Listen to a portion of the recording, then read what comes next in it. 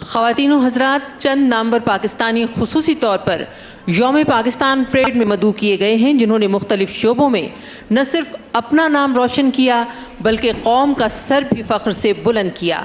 اخوت فاؤنڈیشن کے ڈاکٹر امجد ثاقب نے مستحق افراد کے لیے بلا سود قرض دینے کا آغاز کیا۔ 40 لاکھ سے زیادہ پاکستانیوں کو 160 ارب کا قرض حسنہ دیا جا چکا ہے۔ اخوت یونیورسٹی مستحق اور باصلاحیت بچوں کو اعلیٰ تعلیم سے آراستہ کر رہی ہے۔ ڈاکٹر امجد، آپ پرائڈ آف پاکستان ہیں۔ ملک عدنان نے جان کی پرواہ نہ کرتے ہوئے جس بہادری سے سری لنکن شہری کو بچانے کی کوشش کی، وہ ہمیشہ یاد رہے گی۔ آپ کو بہادری کے اعتراف میں تمغہ شجاعت سے نوازا گیا۔ ملک عدنان، آپ ہمارا مان ہیں۔ پروین بی بی نے شوہر کی وفات کے بعد رکشہ ڈرائیونگ کو روزگار بنایا۔ نہ صرف خود کفیل زندگی گزار رہی ہیں بلکہ لاہور میں ضرورت مند خواتین کو ڈرائیونگ کی مفت تربیت بھی دے رہی ہیں۔ آپ فخر پاکستان ہیں۔ ڈی ایس پی منور ترین ایک دہشت گرد حملے میں شہید ہوئے۔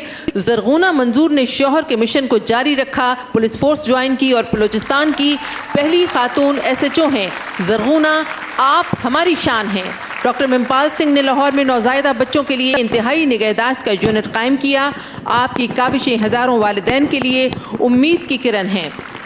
ڈاکٹر ممپال سنگھ، آپ فخر پاکستان ہیں۔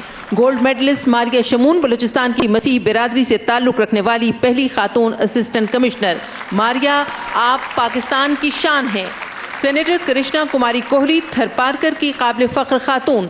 5 فروری 2022 آپ کی صدارت میں سینٹ آف پاکستان نے مقبوضہ کشمیر کے لوگوں کے لیے متفقہ قرارداد پاس کی۔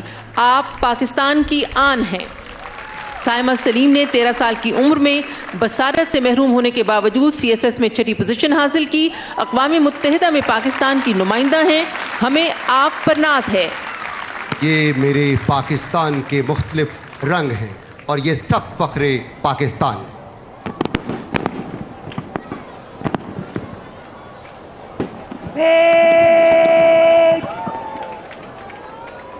آزاد! باش